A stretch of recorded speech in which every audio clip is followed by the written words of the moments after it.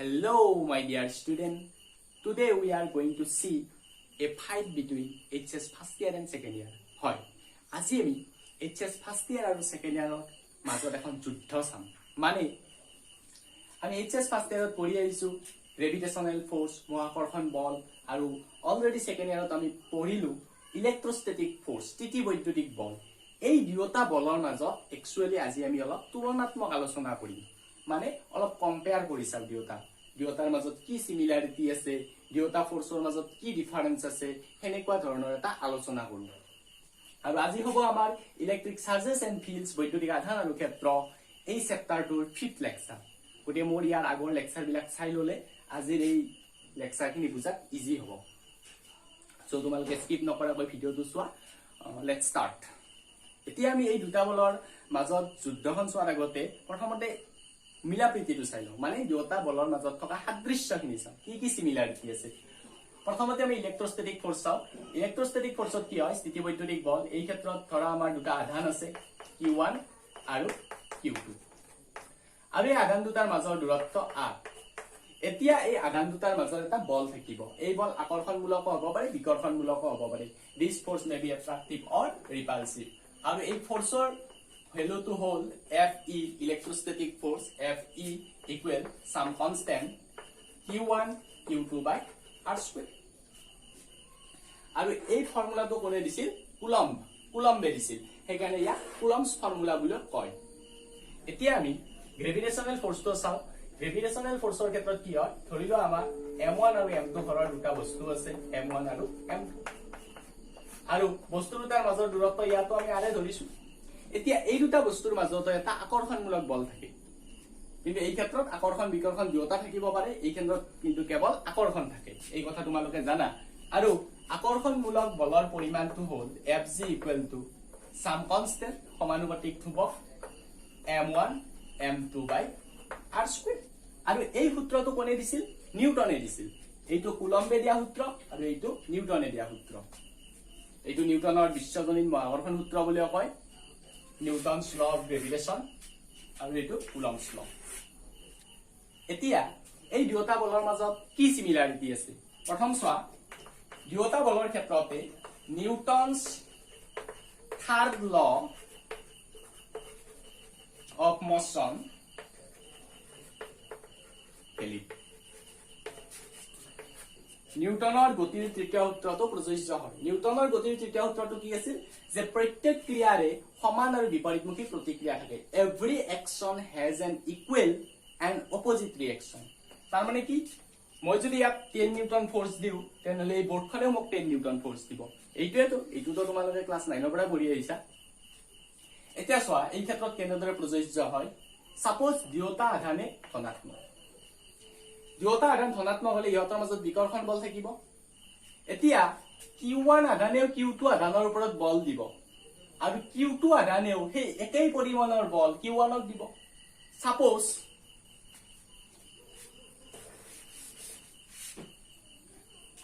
Q1 এ Q2 আধানক দিয়া বল, Q1 এ Q2 আধানক দিয়া বল Q2ক দিছে, সো F2 লিখিছো, Q1 এ দিছে।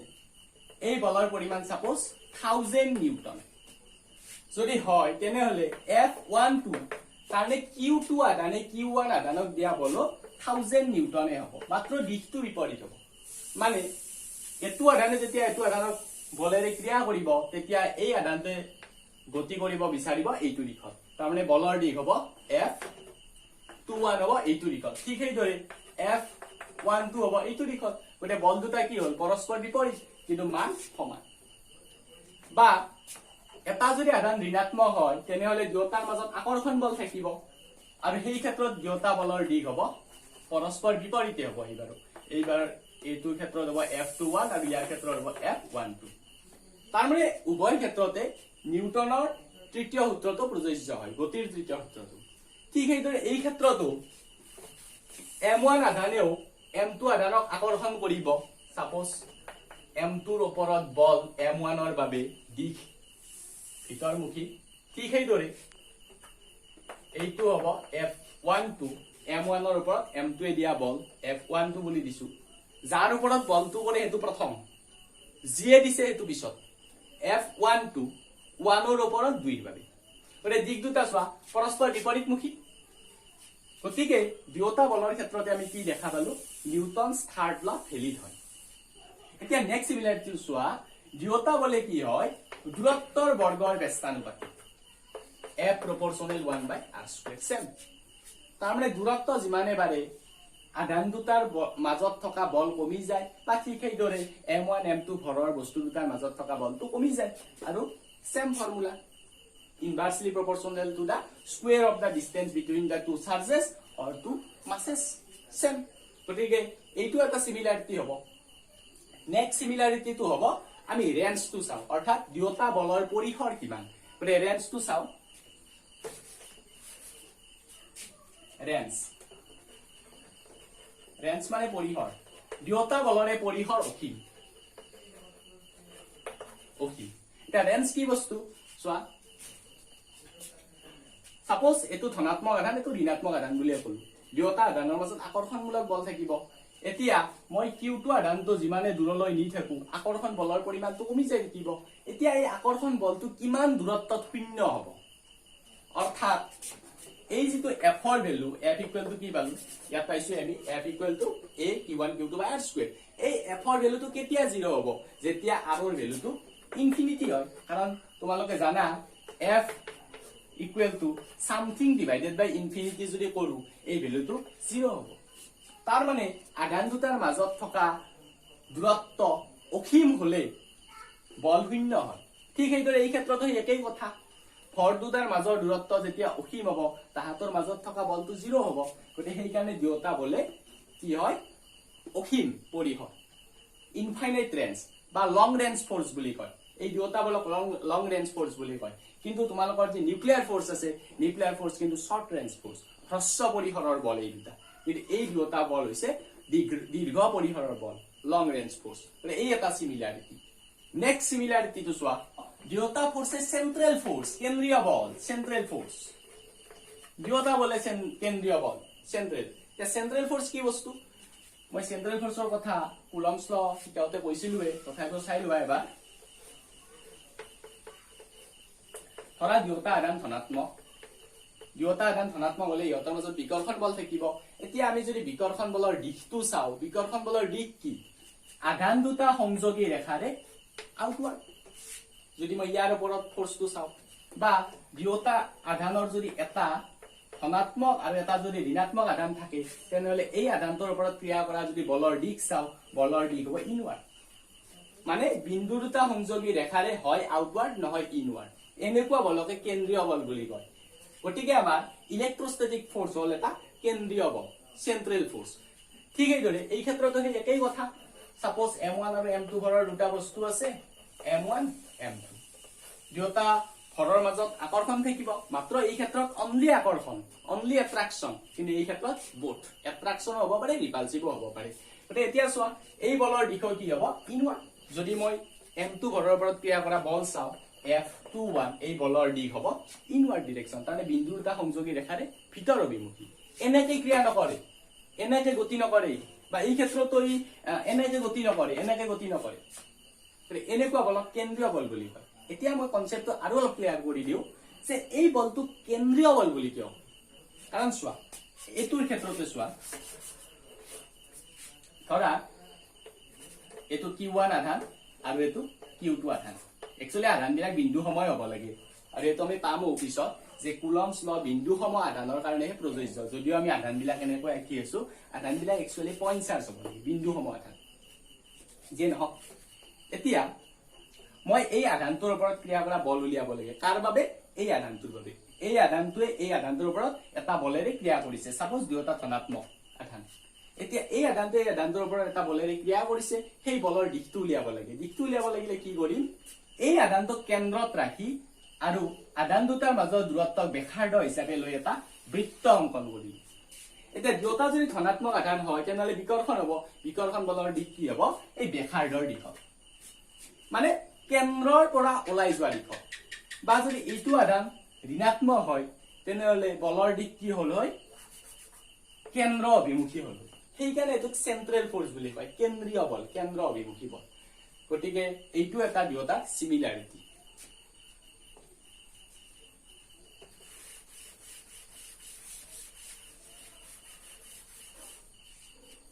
গতিকে আমি কেইটা সিমিলাৰিটি পালো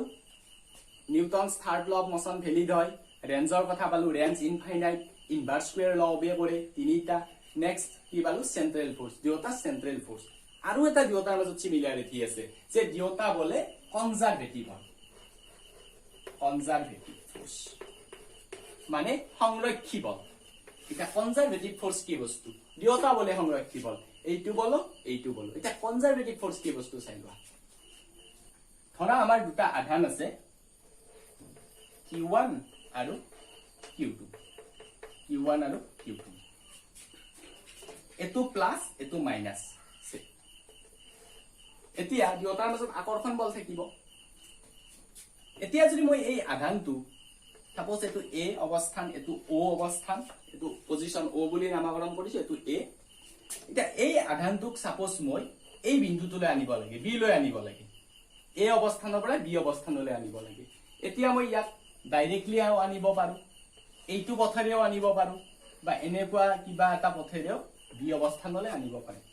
সিধাইও নিব পাৰো এনেকে নিব পাৰো অথবা এনেকুৱা বেকাবিকি পথেৰে নিব পাৰো এতিয়া কনজাৰভেটিভ ফোৰ্সৰ ক্ষেত্ৰত কি হয় তুমি যি পথেৰে নিনিয়া কিয়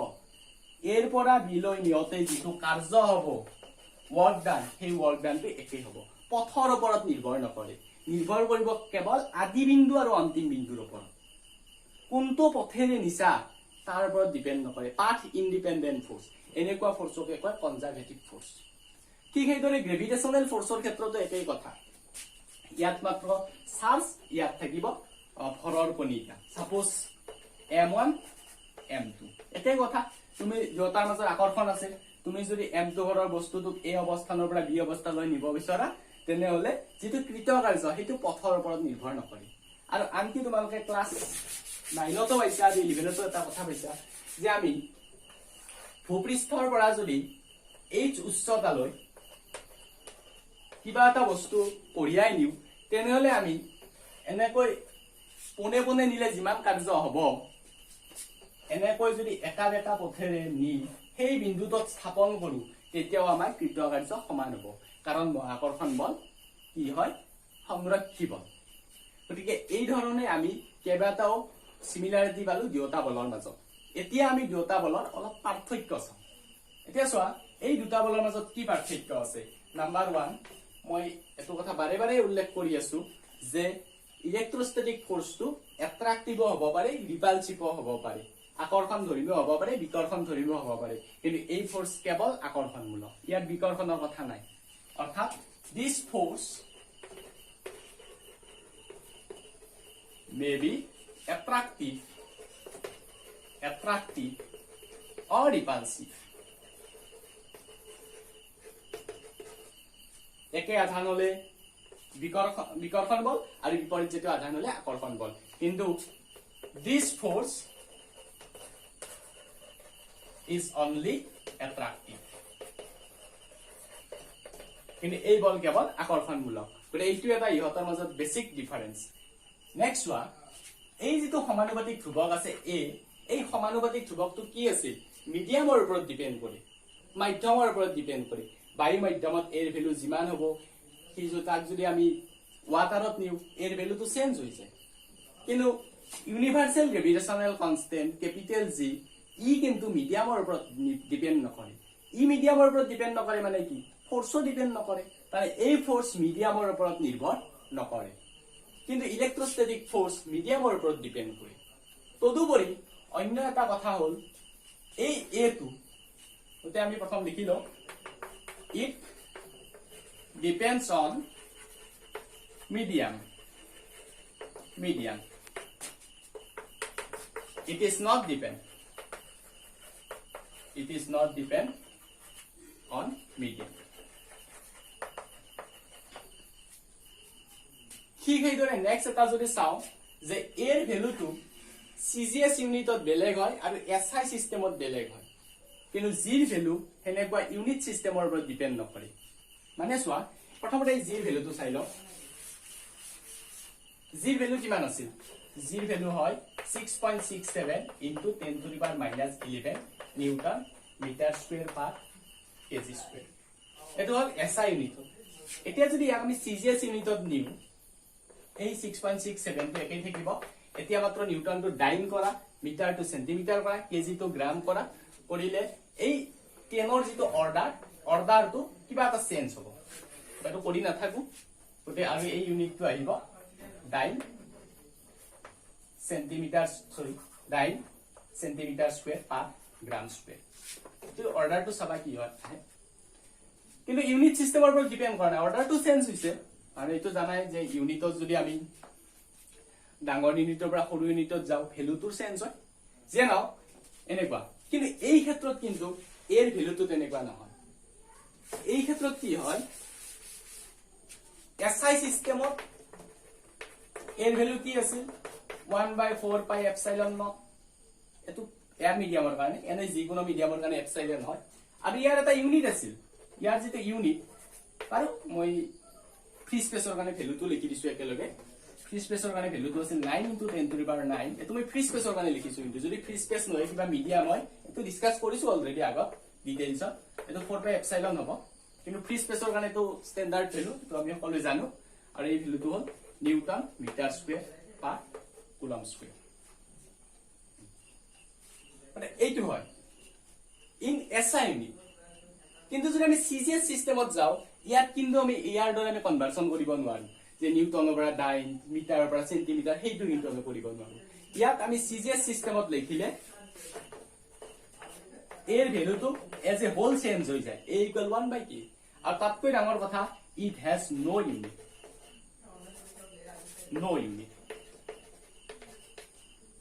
গতিকে এইটো এটা বিগ ডিফাৰেন্স মানে এইটো কোনো ধৰণে ইউনিট সিস্টেমৰ ওপৰত ডিপেন্ড নকৰে কিন্তু এইটো ইউনিট সিস্টেমৰ ওপৰত ডিপেন্ড কৰে গতিকে এইবোৰ হল এই ফোৰ্স দুটাৰ মাজত থকা কিছুমান বেসিক ডিফাৰেন্স এবাৰ চোৱা এই ফোৰ্সৰ মূল কাৰণটো হল আধান আৰু এই ফোৰ্সৰ মূল কাৰণটো হল ভৰ ইয়াত মাস আৰু ইয়াত চাৰ্জ এতিয়া আমি চাৰ্জ আৰু মাসৰ ওপৰত অলপ ডিফাৰেন্স চাই লওঁ কাৰণ চাৰ্জ আৰু মাসৰ ওপৰত থকা ডিফাৰেন্সখিনি জানিলে ফোৰ্স দুটাৰ ওপৰত আন্ডাৰষ্টেণ্ডিং কৰিব আৰু অলপ ইজি হ'ব গতিকে আমি এতিয়া অলপ চাৰ্জ আৰু মাসৰ ওপৰত ডিফাৰেন্স চাওঁ ওকে সো নাম্বাৰ 1 ফাৰ্স্ট আমি চাব ক'ব পাৰো charge may be positive negative or zero আধান ধনাত্মক হ'ব পাৰে ঋণাত্মক হ'ব পাৰে বা শূন্য হ'ব পাৰে but mass is always positive কিন্তু ভৰ সদায় ধনাত্মক হয় নেক্সট সেকেন্ড ডিফাৰেন্স চাও charge does not depend on velocity আধা বেগৰ ওপৰত নিৰ্ভৰ নকৰে charge does not depend on velocity গতিশীল আধান এটাৰ ভৰ যিমান হ'ব স্থিতিশীল আধানৰ ভৰো সিমান অৰ্থাৎ ভেলোসিটিৰ ওপৰত ডিপেন্ড নকৰে বা মাস ডিপেন্ডস অন ভেলোসিটি কিন্তু ভৰ বেগৰ ওপৰত নিৰ্ভৰ কৰে গতিকে এটো এটা খুব কনফিউজিং টাৰ্ম কাৰণ মাসটো আমি অলৰেডি কনস্ট্যান্ট বুলি পাইছো মাস ভেলোসিটিৰ ওপৰত ডিপেন্ড নকৰে আমি ফাৰ্স্ট ইয়াৰ অলৰেডি পড়িছো যে মাস কনস্ট্যান্ট ই ভেলোসিটিৰ ওপৰত ডিপেন্ড নকৰে টাইমৰ ওপৰত ডিপেন্ড নকৰে মাস কনস্ট্যান্ট থাকে তো আমি ফাৰ্স্ট ইয়াৰত পঢ়িছো কিন্তু ইয়াত কি পালো মাস ডিপেন্ডস অন ভেলোসিটি অৰ্থাৎ বেগৰ পৰিৱৰ্তনৰ লগে লগে বস্তুৰ ভৰ চেঞ্জ হয় তাৰ মানে সোৱা একচুয়ালি যেটো আমাৰ মাসৰ ফৰ্মুলা গতিশীল মাসৰ যেটো ফৰ্মুলা m = m0 1 - v²/c² এইটো ফৰ্মুলা ইয়াত m0 হৈছে ৰেস মাস মানে ৰৈ থকা বস্তুৰ ভৰ আৰু m হৈছে v বেগেৰে গতিশীল বস্তুৰ ভৰ এতিয়া আমাৰ ফাৰ্স্ট ইয়াৰৰ কনসেপ্টটো ভুল নহয় যে বস্তুৰ ভৰ কনস্ট্যান্ট থাকে হেটো ভুল নহয় কাৰণ চোৱা আমি ফাৰ্স্ট ইয়াৰত মেইনলি কি ভেলোসিটি পাইছিলো এটা বলৰ ভেলোসিটি হয়তো এটা হিলগুটিৰ ভেলোসিটি হয়তো এখন গাড়ীৰ ভেলোসিটি এখন সাইকেলৰ ভেলোসিটি আৰু এই যিবিলাক ভেলোসিটি হয় এই ভেলোসিটি বিলাক very very less than c ইয়াত c হল পোহৰৰ বেগ c value 3 into 10 to the power 8 metre per second আৰু ডে টু ডে লাইফত ব্যৱহাৰ কৰি থকা যিবিলাক ভেলোচিটি সেইবিলাকৰ value generally of the order of 10 to হয়তো 100 বা 1000 মিটাৰ পাৰ সেকেন্ড এইবিলাক ডে টু ডে লাইফত আমি ব্যৱহাৰ কৰি থকা বস্তুৰ ভেলোচিটি মোটামুটি 1 to 1000 মিটাৰ পাৰ সেকেন্ড গতিকে এই সেন্সত যদি চাও আমাৰ কি হয় velocity too very very less than c কাৰণ ইফালে 10 to the power 8 আৰু ইফালে 1000 খুব বেছি ডে টু ডে লাইফৰ কথা কৈ আছো মই দৈনন্দিন জীৱনত ব্যৱহাৰ কৰি থকা বস্তুৰ ভৰৰ কথা কৈ আছো আৰু এই ক্ষেত্ৰত চোৱা তাতে স্কয়াৰ আছে মানে পোহৰৰ বেগটো স্কয়াৰ কৰিব লাগিব আৰু আমি এই ভেলোচিটিকো বাৰু স্কয়াৰ কৰিম কিন্তু পোহৰৰ বেগকো স্কয়াৰ কৰিম স্কয়াৰ কৰাৰ বিনিময়ত কি হ'ব এইটো 10 to the power 16 হৈ যাব আলটিমেটলি আমাৰ কি হ'ব v square by c square it is nearly equal to 0 গতিকে এই ভ্যালুটো দৈনন্দিন জীৱনত ব্যৱহাৰ কৰি থকা বস্তুবিলাকৰ ক্ষেত্ৰত প্ৰায় শূন্য হৈ যাব আৰু এই ভ্যালুটো যদি প্ৰায় শূন্য হৈ যায় কি হ'ব square root of 1 square root of 1 হলে কি হ'ব m equal to m সেই কাৰণে আমি ফাৰ্স্ট ইয়াৰত পাইছো যে বস্তুৰ ভৰ কনস্ট্যান্ট থাকে নবদলে কিন্তু একচুয়ালি আমি যেতিয়া এতিয়া সেকেন্ড ইয়াৰত সাব এটমিক পাৰ্টিকল পাম মানে ইলেক্ট্ৰন প্ৰটন নিউট্ৰন নিউট্ৰিনো পাম পজিট্ৰন পাম এই কণাবিলাকৰ যিটো ভেলোচিটি সেই ভেলোচিটি কিন্তু এনেকুৱা নহয় পোহৰৰ বেগতে কম হয় কিন্তু পোহৰৰ বেগতে বহুত কম নহয় যাৰ বিনিময়ত আমি নিয়াৰলি ইকুৱেল টু 0 লিখিব নোৱাৰো গতিকে আমি সেকেন্ড ইয়াৰৰ ক্ষেত্ৰত যেতিয়া আমি ভৰ চাম ইলেক্ট্ৰন প্ৰটন নিউট্ৰন সেইবিলাকৰ ক্ষেত্ৰত কিন্তু আমাৰ কি হ'ব ভৰ ভেলোচিটিৰ ওপৰত ডিপেন্ড কৰিব গতিকে এইটো এটা কথা এইটো এটা basic difference Next, third soa. Charge is conserved. Already I conservative property pori issue charge. So charge is conserved. Adan সংৰক্ষণ হয়, but mass is not conserved. কিন্তু ভৰ কিন্তু সংৰক্ষণশীল নহয়. It may changes to energy. ভৰ শক্তিলৈ ৰূপান্তৰ হ'ব পাৰে তোমালোকে এইটো ফৰ্মুলা নিশ্চয় শুনিছা তো আইনষ্টাইনৰ most popular formula E = mc², গতিকে ভৰ এনাৰ্জিলৈ ট্ৰান্সফাৰ হ'ব পাৰে বা এনাৰ্জি ভৰলৈ ট্ৰান্সফাৰ হ'ব পাৰে নেক্সট ওয়া চাৰ্জ ইজ কোৱান্টাইজ আধানৰ কোৱান্টিকৰণ এইটো অলৰেডি পুনৰ এই আগৰ ভিডিঅ'ত আমি ডিটেইলছ আলোচনা কৰিছো চাৰ্জৰ প্ৰপাৰ্টি যে আমি যদি বস্তু এটা আহিত কৰিব লগা হয় কি কৰিব লাগিব হয়তো এটা ইলেক্ট্ৰন উলিয়াই নিব লাগিব অথবা দুটা নিব লাগিব অথবা তিনিটা অথবা চাৰিটা বা তেনেকুৱা অথবা হাজাৰটা লাখটা এনিথিং কিন্তু আমি কেতিয়াও 1.5 টা ইলেক্ট্ৰন নিব নোৱাৰো বা 1.7 টা ইলেক্ট্ৰন আমি নিব নোৱাৰো গতিকে এইটো ধৰ্ম আছে আধানৰ কোৱান্টিকৰণ কিন্তু ভৰৰ ক্ষেত্ৰত তেনেকুৱা কোৱান্টিকৰণ ধৰ্ম নাই next fifth soya A charged body always has mass, but a body possesses some mass may not be a charged body.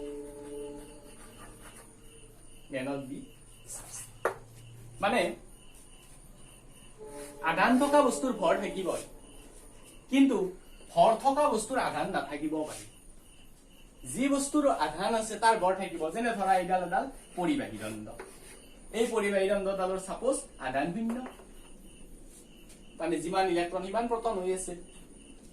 গতিকে এই পৰিবাহীডালৰ আধান শূন্য অৱস্থাত ইয়াৰ কিবা ভৰ নাথাকিব নেকি অথবা ইয়াক যদি আমি কিবা প্ৰকাৰে আহিতকৰণ কৰো মানে ধৰা ধনাত্মক আধানেৰে আহিত কৰিলো ধনাত্মক আধানেৰে আহিত কৰা মানে কি ইয়াৰ পৰা কিছুমান ইলেক্ট্ৰন উলিয়াই দিলো গতিকে এই ধনাত্মক আধানেৰে আহিত হ'ল আৰু ইয়াৰ কিবা এটা ভৰো থাকিব কাৰণ ইয়াততো প্ৰটন আছে ইলেক্ট্ৰন আমি কেইটামান নিছো কিছু সংখ্যক ইলেক্ট্ৰনো আছে বা তাত নিউট্ৰন আছে গতিকে এই প্ৰটন ইলেক্ট্ৰন নিউট্ৰনৰ কাৰণে ইয়াৰ অলৰেডি কিবা নহয় কিবা এটা ভল থাকিবই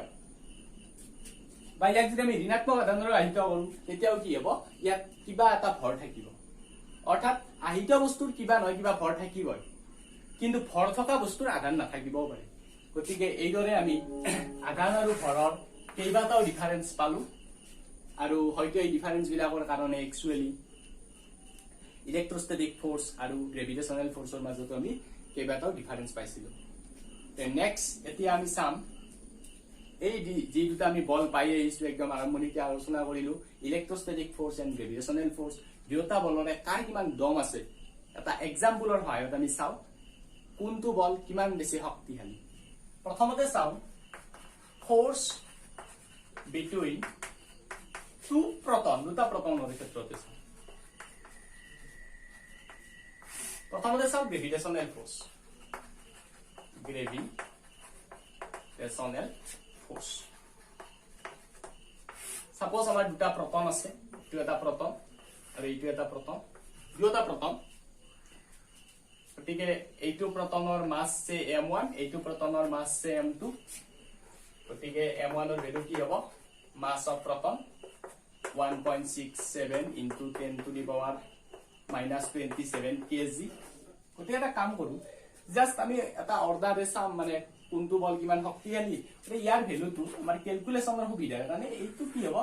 10 to the power minus 27 আছে সো এই টাৰ্মটো আমি নেগলেক্ট কৰি দিব পাৰো জাস্ট ক্যালকুলেশনৰ খাতিৰত ইজি হ'ব ক্যালকুলেশনটো এই সুবিধাৰ কাৰণে কৰিছো ঠিক এইদৰে এইটো প্ৰটনৰ ক্ষেত্ৰতো একে এইটো প্ৰটনে হ'ব গতিকে ইয়াৰো মাস আছে এইটো আমাৰ 10 to the power minus 27 KG হ'ব আৰু আমি আধান দুটাৰ মাজৰ দূৰত্ব সুবিধাৰ কাৰণে 1 মিটাৰ লৈছো ক্যালকুলেশনটো ইজি হ'ব সো r ৰ ভ্যালু আমি কি ললো 1 মিটাৰ গতিকে ইহঁতৰ মাজত থকা গ্ৰেভিটেশনাল ফোর্স কিমান হ'ব Fg equal to g m1 m2 by r square গতিকে g ৰ value 6.67 into 10 to the power minus 11 r ৰ ভ্যালু 1 সেইকাৰণে 1 লৈছিলো যাতে আমাৰ 1 স্কয়াৰ কৰি দিলে আলটিমেটলি 1 এ হৈ থাকিব এইটো 1 স্কয়াৰ জাস্ট আমি এটা অৰ্ডাৰ এসাম সেইকাৰণে এইটো কাম কৰিছো ইফালে 10 to the power minus 27 into 10 to the power minus 27 গতিকে এই ভ্যালুটো কিমান হ'ব এইটো জাস্ট মই মানে ওমিট কৰি দিছো just of the order of লিখি গতিকে কিমান হ'ব 10 to the power minus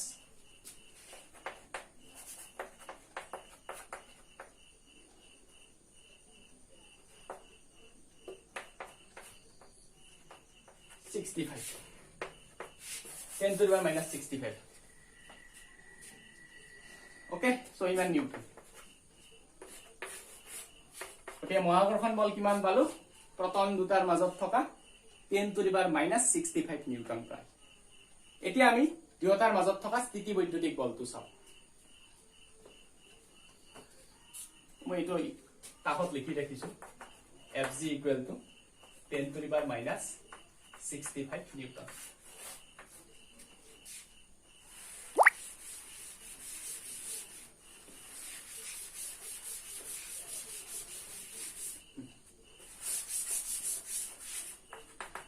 এবার ইলেক্ট্রোস্ট্যাটিক ফোর্স তো চাও